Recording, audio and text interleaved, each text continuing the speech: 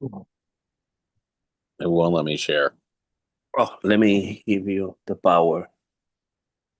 Give you the power. You don't have the power. I got the power. Okay, hold on. I got the power.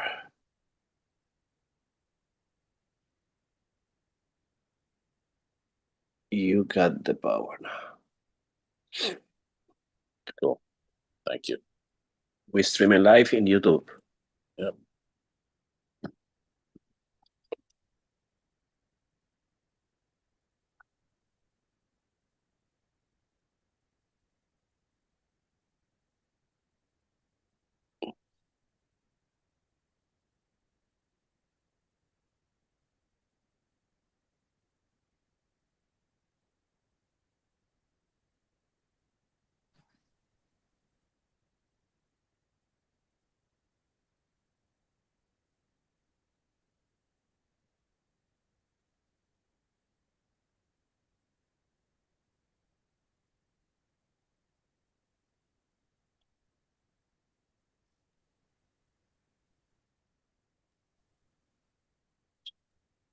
Morning, morning. Morning. Good morning. Rise and shine.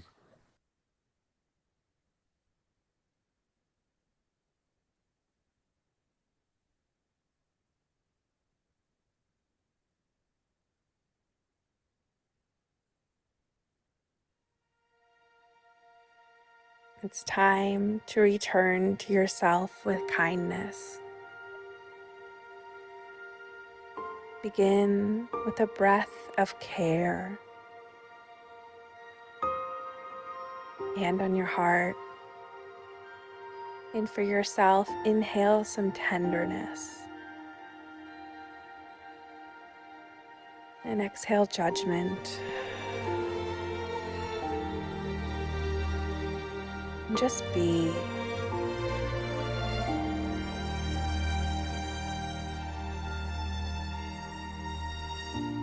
Repeat, I am enough. I am worthy of love and care. I choose to treat myself with gentleness.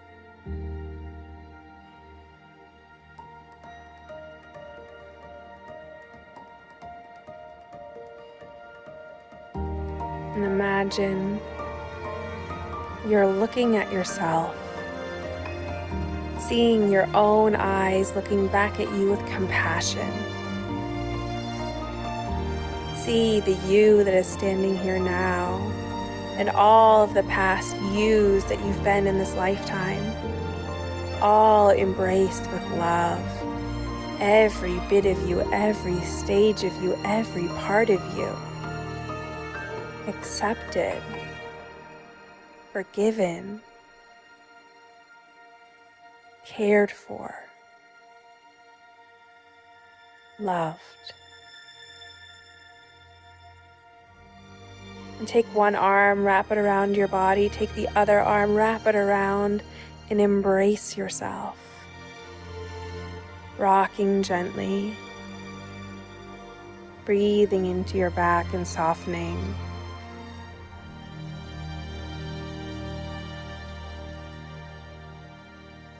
Self-love isn't selfish.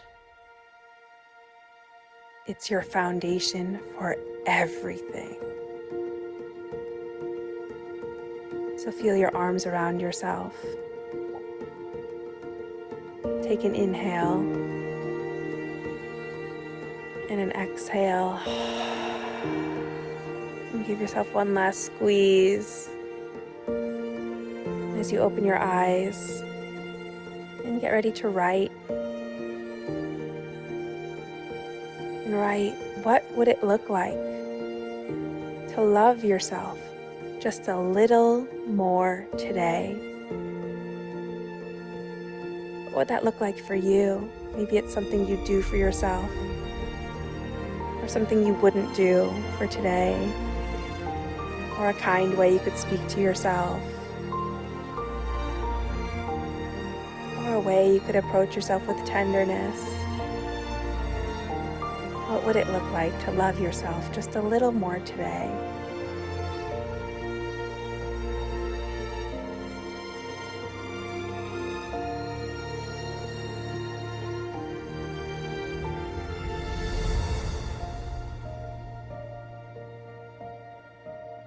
May you continue to return to yourself over and over again with kindness and care.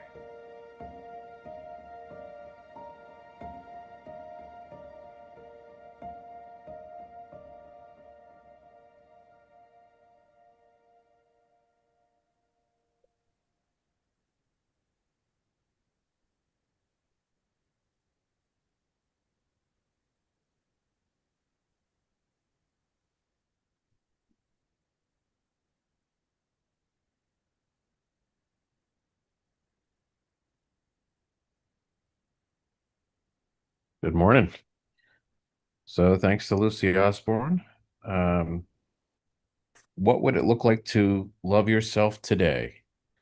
So let's take another minute or two if you haven't completed that to jot down your thoughts about that.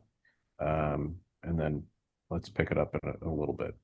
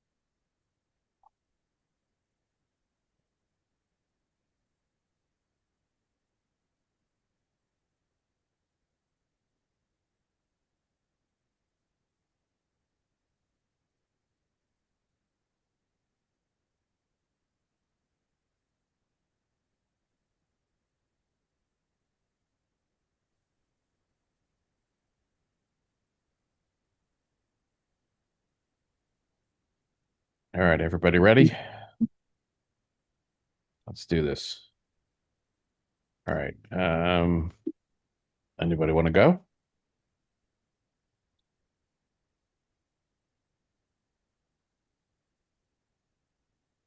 Yeah, I'll go ahead and go on it. Okay, go ahead, Stephen. Thank you. All right, so loving myself today looks like treating myself with the same compassion, kindness, and respect that I'd offer a relative or close friend. This involves self-care, setting healthy boundaries, forgiving myself for mistakes, and celebrating my achievements, and being true to my own needs and values. Thank you. Terrific. How about you, Candido? I just got in, so I don't know what we're talking about now. What is the Okay. question? The question is, what would you like to love yourself? What would it look like to love yourself today? So what's something you can do to, be kind to yourself, or, some way you can improve things for yourself today? So Okay, for love myself, yep. the first thing that I do is take care of my health,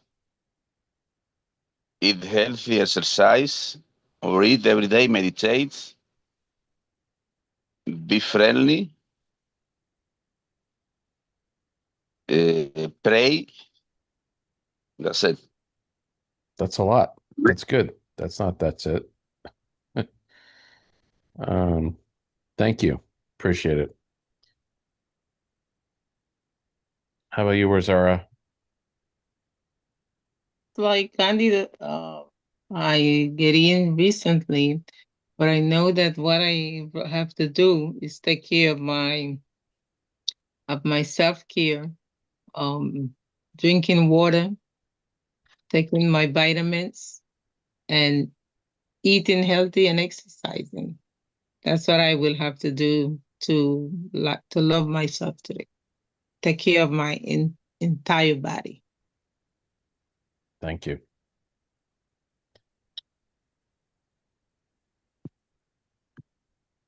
I can go. Okay, go ahead, Dr. Pina. Thank you. Well, I love myself every day. This country, all the people around me, so much that my ninth Congress in Madrid is about why love against the idea of why war that is prevalent today around the world. Thank you. I can go. Go ahead, Victor. Morning, everyone. Morning. So, first thing I have to do is forgive myself for getting sick and remind myself that I have consistently met my goals for improvement in many areas of my life. Also, remind myself that I didn't go to the hospital because of a failure to do something, but likely because of a bug bite. I have probably been manifesting a trip to the hospital because of fear of going to it since I had gone the previous 2 consecutive summers. And now it happened. I certainly feel like um, the enemy couldn't get me on my bad habits anymore, so he got me on something that was more out of my control. And I just need to remind myself that God is good, that I'm doing the right things, and just continue my good habits and watch and harvest everything that I've been sowing. Excellent. Go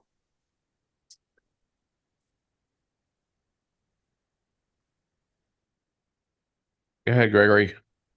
Good morning. Good morning. I'm going to write 3 things that I appreciate, that I have gratitude for. I'm going to take a 10-minute walk at the high school, 4 to 6 rounds around the field, just to move my body. I'm going to turn my phone off for 15 minutes twice today in quiet time, no interruptions. And I'm going to celebrate every small win today. And, maybe treat myself if I do it properly. To something that I like a little treat. Okay. Nice. I wrote, I would be kind to myself and show myself some grace while at the same time moving forward on my goals. I'm going to rededicate myself by going to the gym starting today. I went yesterday because they're changing all the membership information, and they said, well, not yet. You have to come back tomorrow morning. I said, okay, I'll see you guys tomorrow. So as soon as we finish today, I'm going. They're changing all the, I belong to Blink, and they just got purchased by somebody, so you got to change all your sign-in stuff and whatever. So I'm going to do that and then go and have a good workout. So that's what I'm doing today. Anyone have anything else they want to add?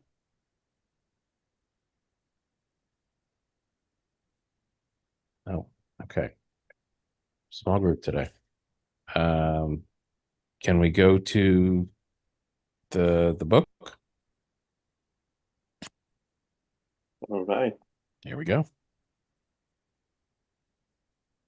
The best. You are certainly wrong there, said the traveler. I can tell you. They buried the stranger in the dusk. And from Voltaire.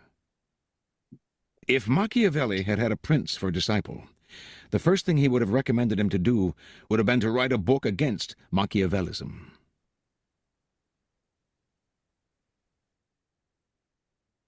The 39th law. Stir up waters to catch fish. Judgment. Anger and emotion are strategically counterproductive. You must always stay calm and objective. But if you can make your enemies angry while staying calm yourself, you gain a decided advantage. Put your enemies off balance. Find the chink in their vanity through which you can rattle them, and you hold the strings. Transgression of the law. In January of 1809, an agitated and anxious Napoleon hurried back to Paris from his Spanish wars. His spies and confidants had confirmed a rumor that his foreign minister, Talleyrand, had conspired against him with Fouché, the minister of police. Immediately on arriving in the capital, the shocked emperor summoned his ministers to the palace.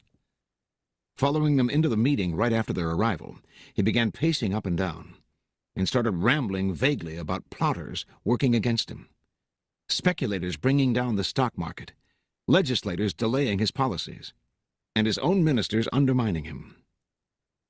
As Napoleon talked, Talleyrand leaned on the mantelpiece, looking completely indifferent.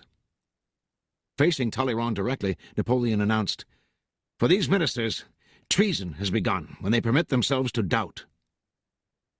At the word treason, the ruler expected his minister to be afraid, but Talleyrand only smiled, calm and bored. The sight of a subordinate apparently serene in the face of the charges that could get him hanged pushed Napoleon to the edge. There were ministers, he said, who wanted him dead, and he took a step closer to Talleyrand, who stared back at him unfazed. Finally, Napoleon exploded. "You are a coward!" he screamed in Talleyrand's face. "A man of no faith. Nothing is sacred to you. You would sell your own father. I have showered you with riches, and yet there is nothing you would not do to hurt me." The other ministers looked at each other in disbelief. They had never seen this fearless general, the conqueror of most of Europe, so unhinged. "You deserve to be broken like glass," Napoleon continued, stamping. "I have the power to do it, but I have too much contempt for you to bother. Why didn't I have you hanged from the gates of the Tuileries? But there is still time for that." Yelling, almost out of breath, his face red, his eyes bulging, he went on. "You, by the way, are nothing but shit in a silk stocking. What about your wife? You never told me that San Carlos was your wife's lover." "Indeed, sire, it did not occur to me that this information had any bearing on your Majesty's glory or my own," said Talleyrand calmly, completely unflustered. After a few more insults, Napoleon walked away. Talleyrand slowly crossed the room, moving with his characteristic limp. As an attendant helped him with his cloak, he turned to his fellow ministers, all afraid they would never see him again, and said, "What a pity, gentlemen, that so great a man should have such bad manners." Despite his anger, Napoleon did not arrest his foreign minister. He merely relieved him of his duties and banished him from the court, believing that for this man humiliation would be punishment enough. He did not realize that word had quickly spread of his tirade, of how the emperor had completely lost control of himself, and how Talleyrand had essentially humiliated him by maintaining his composure and dignity. A page had been turned. For the first time, people had seen the great emperor lose his cool under fire. A feeling spread that he was on the way down. As Talleyrand later said, "This is the beginning of the end." Interpretation. This was indeed the beginning of the end. Waterloo was still 6 years ahead, but Napoleon was on a slow descent to defeat, crystallizing in 1812 with his disastrous invasion of Russia. Talleyrand was the first to see the signs of his decline, especially in the irrational war with Spain. Sometime in 1808, the minister decided that for the future peace of Europe, Napoleon had to go, and so he conspired with Fouché. It is possible that the conspiracy was never anything more than a ploy, a device to push Napoleon over the edge. For it is hard to believe that two of the most practical men in history would only go halfway in their plotting. They may have been only stirring the waters, trying to goad Napoleon into a misstep. And indeed what they got was the tantrum that laid out his loss of control for all to see. In fact, Napoleon's soon famous blow-up that afternoon had a profoundly negative effect on his public image. This is the problem with the angry response. At first it may strike fear and terror, but only in some, and as the days pass and the storm clears, other responses emerge. Embarrassment and uneasiness about the shouter's capacity for going out of control, and resentment of what has been said. Losing your temper, you always make unfair and exaggerated accusations. A few such tirades, and people are counting the days until you're gone. In the face of a conspiracy against him, a conspiracy between his two most important ministers, Napoleon certainly had a right to feel angry and anxious. But by responding so angrily and so publicly, he only demonstrated his frustration. To show your frustration is to show that you have lost your power to shape events. It is the helpless action of the child who resorts to a hysterical fit to get his way. The powerful never reveal this kind of weakness. There were a number of things Napoleon could have done in this situation. He could have thought about the fact that two eminently sensible men had had reason to turn against him, and could have listened and learned from them. He could have tried to win them back to him. He could even have gotten rid of them, making their imprisonment or death an ominous display of his power. No tirades, no childish fits, no embarrassing after-effects, just a quiet and definitive severing of ties. Remember, tantrums neither intimidate nor inspire loyalty. They only create doubts and uneasiness about your power. Exposing your weakness, these stormy eruptions often herald a fall. Observance of the law. By the late 1920s, Haile Selassie had nearly achieved his goal of assuming total control over Ethiopia, a country he felt needed strong and unified leadership. As regent of the Empress Zauditu, stepdaughter of the late queen and heir to the throne, Selassie had spent several years weakening the power of Ethiopia's various warlords. Now only one real obstacle stood in his way: the Empress and her husband Ras Gugsa. Selassie knew the royal couple hated him and wanted to get rid of him. So to cut short their plotting, he made Gugsa the governor of the northern province of Begemeder, forcing him to leave the capital where the Empress lived. For several years, Gugsa played the loyal administrator. But Selassie didn't trust him. He knew that Gugsa and the Empress were plotting revenge. As time passed and Gugsa made no move, the chances of a plot only increased.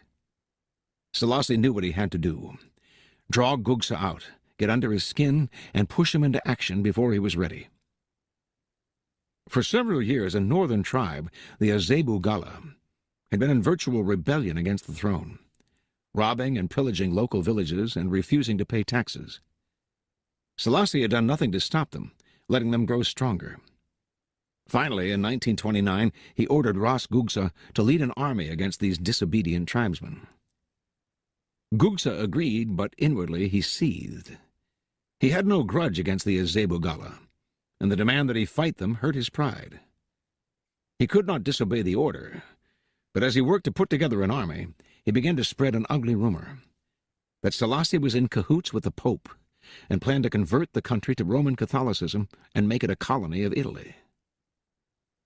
Gugsa's army swelled, and some of the tribes from which its soldiers came secretly agreed to fight Selassie. In March of 1930, an enormous force of 35,000 men began to march, not on the Azebu Gala, but south toward the capital of Addis Ababa. Made confident by his growing strength, Gugsa now openly led a holy war to depose Selassie and put the country back in the hands of true Christians. He did not see the trap that had been laid for him. Before Selassie had ordered Gugsa to fight the Azebu Gala, he had secured the support of the Ethiopian Church. And before the revolt got underway, he had bribed several of Gugsa's key allies not to show up for battle. As the rebel army marched south, airplanes flew overhead dropping leaflets, announcing that the highest church officials had recognized Selassie as the true Christian leader of Ethiopia, and that they had excommunicated Gugsa for fomenting a civil war. These leaflets severely blunted the emotions behind the Holy Crusade, and as battle loomed and the support that Gugsa's allies had promised him failed to show up, soldiers began to flee or defect. When the battle came, the rebel army quickly collapsed. Refusing to surrender, Ras Gugsa was killed in the fighting. The Empress, distraught over her husband's death, died a few days later. On April 30th, Selassie issued a formal proclamation announcing his new title, Emperor of Ethiopia. Interpretation. Haile Selassie always saw several moves ahead. He knew that if he let Ras Gugsa decide the time and place of the revolt, the danger would be much greater than if he forced Gugsa to act on Selassie's terms. So he goaded him into rebellion by offending his manly pride, asking him to fight people he had no quarrel with on behalf of a man he hated. Thinking everything out ahead, Selassie made sure that Gux's rebellion would come to nothing, and that he could use it to do away with his last two enemies. This is the essence of the law. When the waters are still, your opponents have the time and space to plot actions that they will initiate and control. So stir the waters, force the fish to the surface, get them to act before they're ready, steal the initiative. The best way to do this is to play on uncontrollable emotions: pride, vanity, love, hate. Once the water is stirred up, the little fish cannot help but rise to the bait. The angrier they become, the less control they have, and finally they are caught in the whirlpool you have made, and they drown. As Sun Tzu said, a sovereign should never launch an army out of anger. A leader should never start a war out of wrath. All right.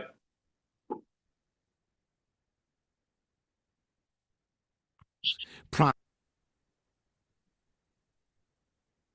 Let's do that. This is a really good one, I think. Stir up the waters to eat fish. Anger and emotion are strategically counterproductive. You must always stay calm and objective.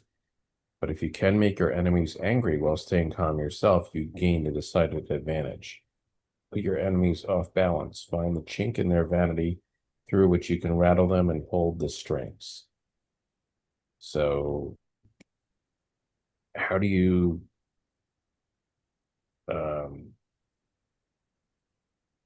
cause a ruckus without at the same time, not like Napoleon did, where he showed everybody he was,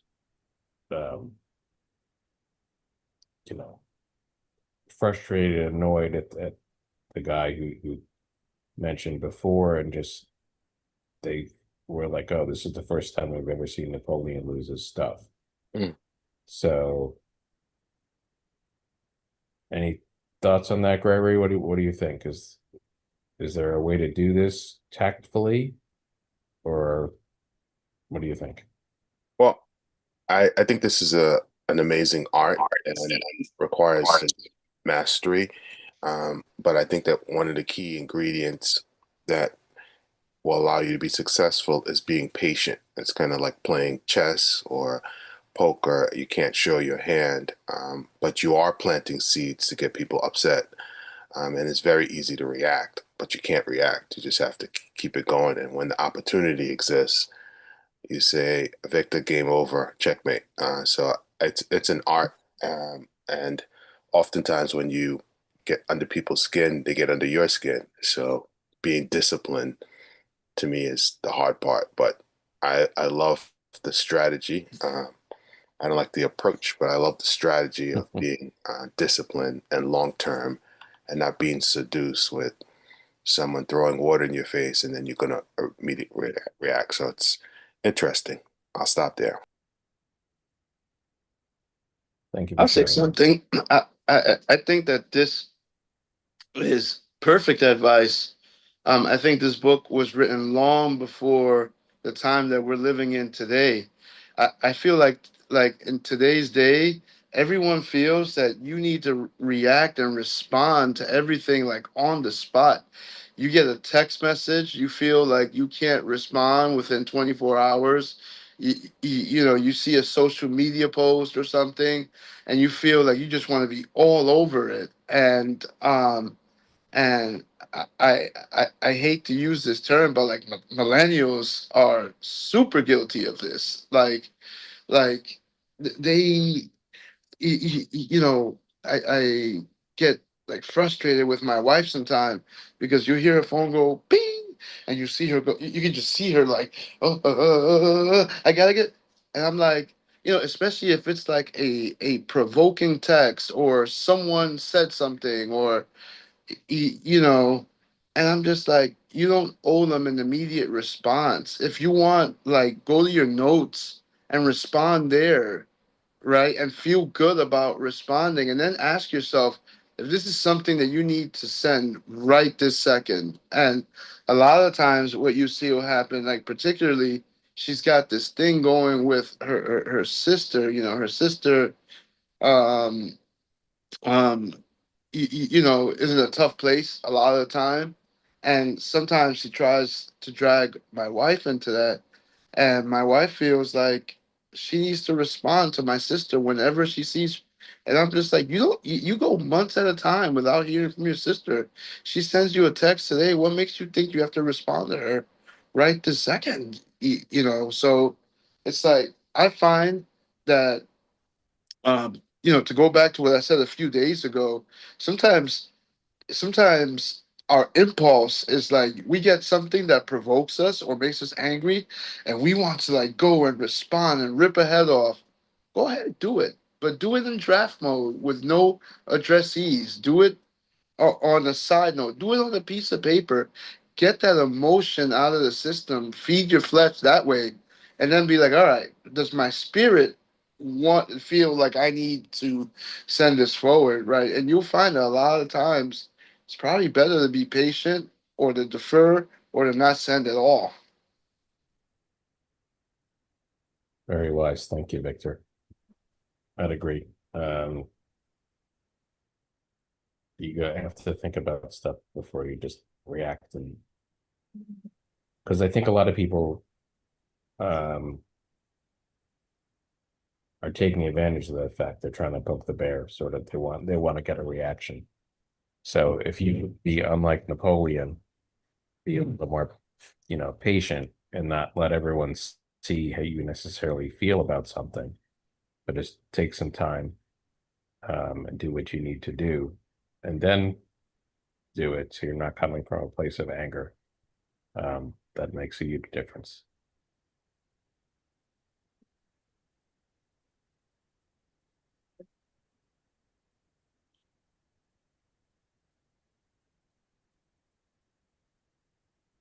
I also think that it's harder um, to do that because we went from a world where like the newspaper gave us the news, the 6 o'clock news gave us the news, the 7 a.m.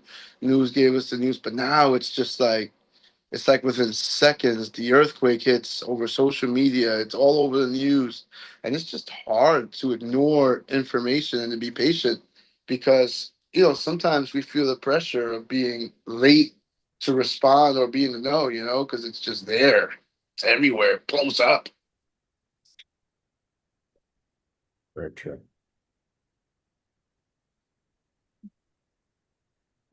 Expression has really transformed over the years. How people express themselves. Um, like Lawrence was saying, and then we see in the example in the reading, you know, Napoleon, he was trying to get a rise out of Taliban, and it was the complete opposite happening. Taliban remained calm, while actually provoking. His calmness provoked Napoleon even more. You know, um, now today we see um, people expressing themselves. Any little inconvenience, there's a movement now. Any little thing that wasn't a thing in the past, like Vic was saying.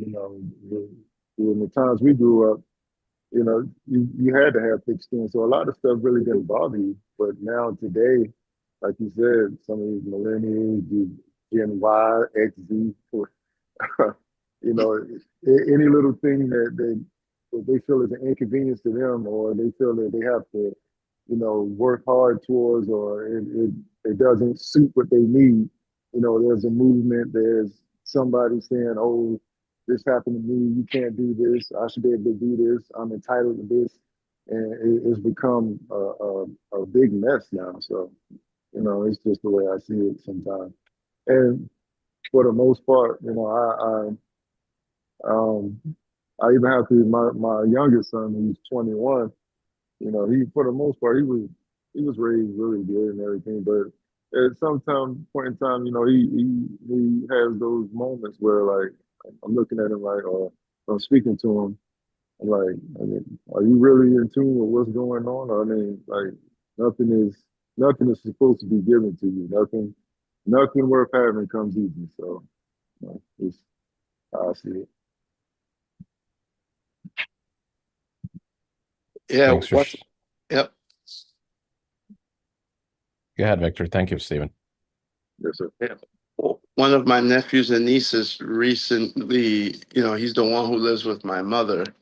And, he's always annoyed because, like, if it were up to him, he would, like, be late helping to pay my mother's rent, and I'm like on him like every couple of like a week before that rent is due. I'm like, Dean, when will you be writing? He's just like, dude, I don't need to be reminded. And I'm like, I have to do this because my mom depends on this, and and you have to do this, right? and and I think that recently he was kind of hoping that he could do something else and have more time to pay. He was going to ask me if I could loan him some money, and I'm like, dude, I'm not in a position to help in any way, shape, or form. I have dire financial circumstances that I'm trying to overcome, and at this point, the oxygen that I have is to breathe my own breath, right? I can't share my oxygen, and so of course there I was. I posted a picture and the video of me running in Tampa, and he went and told one of my other nephews and nieces, there he is claiming that he's messed up, but look at him. He's living his good life. He's running, he's swimming, he's doing this, he's doing that. Like, but he cares so much about his mother's circumstances, but he's willing to go take a trip and not willing to pay her rent. And so, I had to call him up and be like, hey, I heard you had gripes about your responsibilities and about how I'm not willing to help. Did you know how I landed in Florida? Did you know that I was down there for an interview? Did you know that a school paid 100% of my expenses to be down there, and that didn't come out of my pocket at all? And it was just like, oh. And I'm just like, I let it go for a few days. I let them be disgruntled. And then I kind of schooled them on it, but my first reaction was just to call and rip them a new one, right?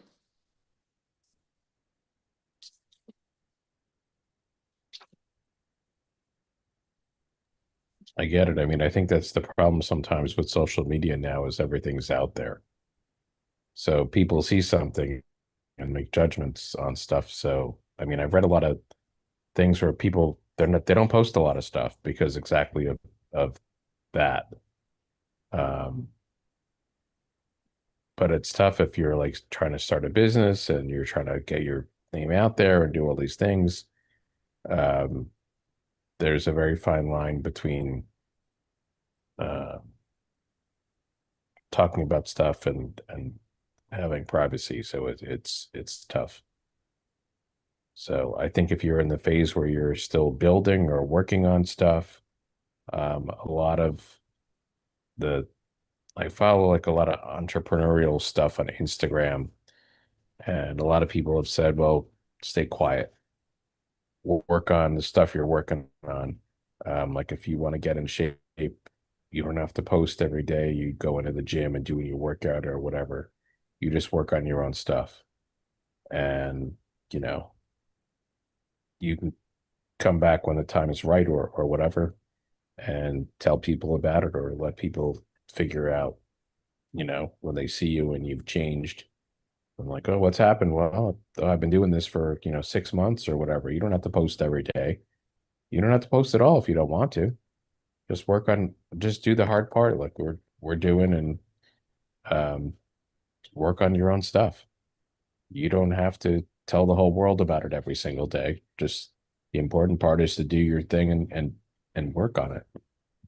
So, um,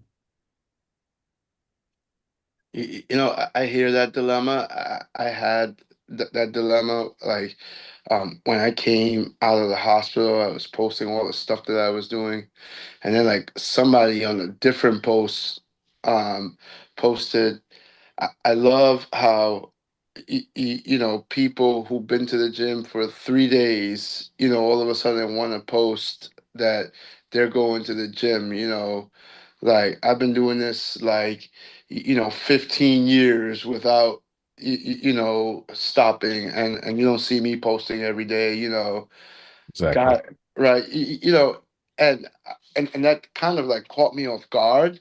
I didn't know if that was directed at me or if that was because they didn't tag me or anything in it, and so I kind of like shut myself down and stopped posting. But here's my thought to you, Lawrence. Um, like the group that we have is invaluable for this kind of thing because we can keep ourselves updated, and we can tell each other how we're doing. We can be vulnerable. We can share where we're struggling. Um, but I think before this group, right? I think that there are people out there who are just genuinely looking for their support from their friends. Yeah.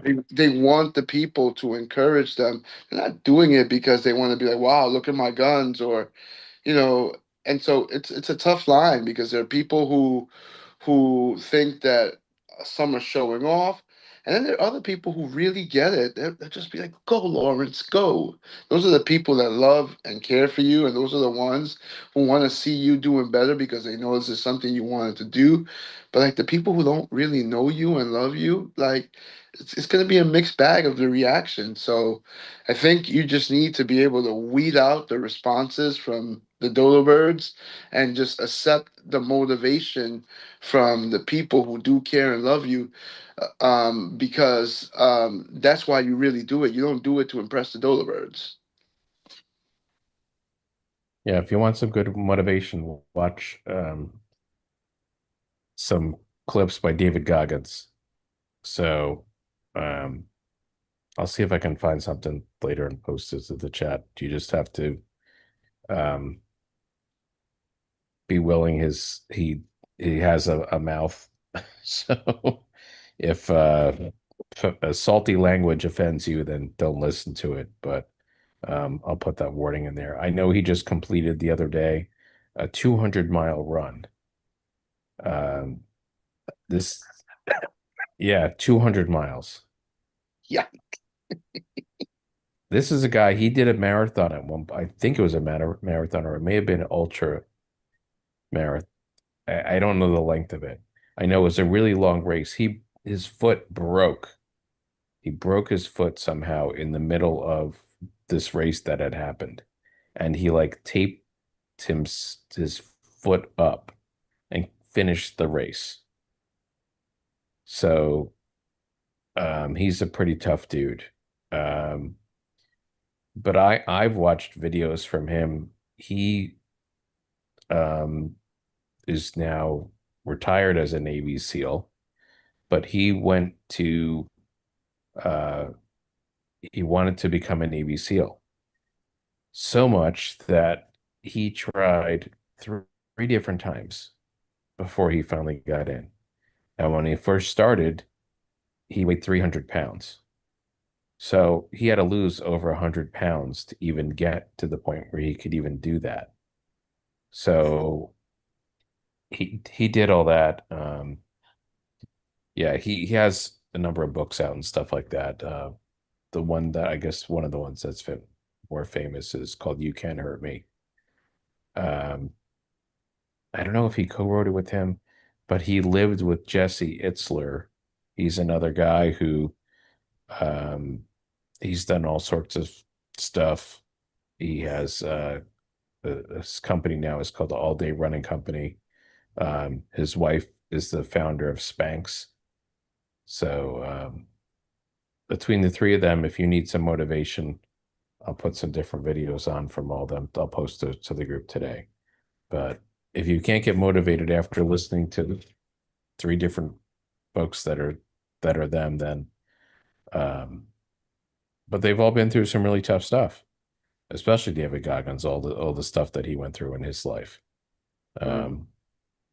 So, and I think he would say, like, you don't need to post stuff every day. The important stuff is get out there and do it. People don't need to see you doing your workout. The important part is you're accountable to yourself and you go do it. So, um, Well, perfect timing. That looks like we got 7 seconds left. And with that, I think we're going to be done today. And I'm going to go head to the gym and go get my membership straightened out. All right. 30 more seconds for a plug. I forgot that I've been carrying this. Who's that gentleman that we hear that you use a lot, Dr. Pina? Is it Joe Dispenza? Dispensa. Yeah. So when I was flying down and I met that gentleman on the plane, he recommended the Joe Dispenza book for our 5 a.m. club. He recommended You Are the Placebo. Okay. So just, if you could add that to the list of books to consider. All right. Thank you. Blessed day, everybody. Have a great day. Get out there. Hey, everyone. Be well.